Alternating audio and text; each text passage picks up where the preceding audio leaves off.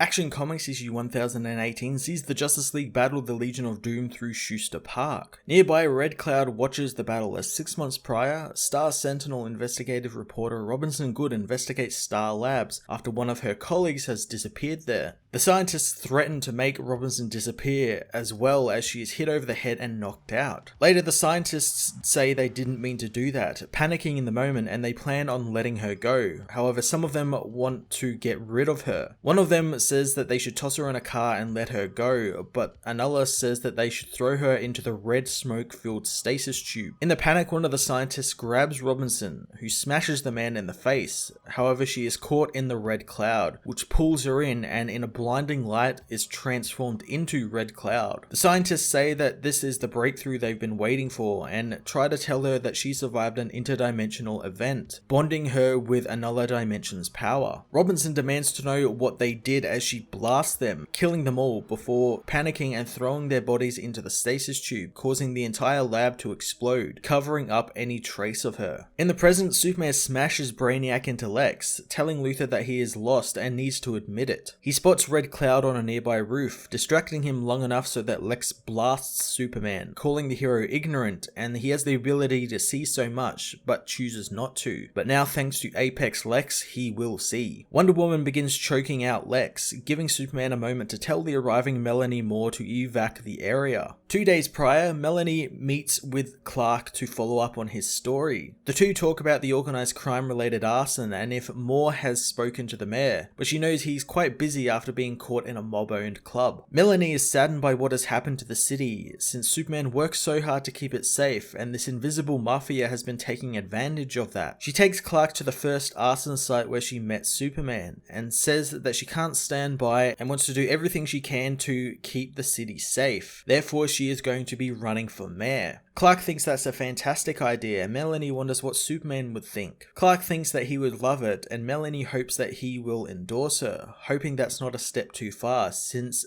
Superman inspires her and inspired her to do so much. Clark decides to reveal his identity to Melanie, saying that as Superman he will endorse her. He apologizes for dropping this on her, but reveals that in a few days he will be telling the world his secret. However, because of their conversation, it seemed like she needed to know beforehand. Melanie knows that this is a big secret, but Clark thinks that he's not comfortable living with a double life anymore. Melanie knows that this was an insane test of character for her, and Clark says that if she can keep it a secret for 41 hours, she will have his full endorsement. Melanie asks if he's still married to Lois Lane, and Clark reassures her that he very much is. Melanie knows this is all crazy, thanking Clark for trusting her, but Clark told her because he believes in her as a person, as a dark shadow looms over the city. Seeing the Hall of Doom arrive above Metropolis, Clark tells Melanie to call emergency services as he takes off, immediately attacked by Sinestro's ultraviolet light and Apex Lex's energy blasts. He calls for Luthor to surrender as he is overcome by the energy blasts, learning it's not just Luthor, but also Leviathan, who has teamed up with the Legion of Doom, saying he tried to reason with Superman, but Superman chose to hurt him, so now he's going to hurt Superman. Action Comics issue 1018 was an all-over-the-place issue. On one hand, it clumsily tries to jam itself into continuity with other books like Superman and Justice League and what's happening in the larger universe, when it's literally impossible to do that. On top of that, it does a Red Cloud origin story months too late for that, so I found myself not caring at all about Robinson Goode and her story. However, on the other hand, it does a really cool story with Clark revealing his identity to Melanie Moore, who gets a neat bit of character development in wanting to run for mayor. It's stuff like that that made Bendis' Action Comics great at the beginning, but it kind of fell off when Leviathan was introduced and he began focusing on the bigger picture stuff, which I've always said Action Comics should be focusing on Clark's journalistic side and the side characters of the Superman family. So it was nice to get a brief return to that, if it was just only for a few pages. The Bender speak was also non-existent here, so it was great seeing characters actually talk full sentences and make sense, and you could follow on with what was happening. I'm going to give this issue a 6 out of 10.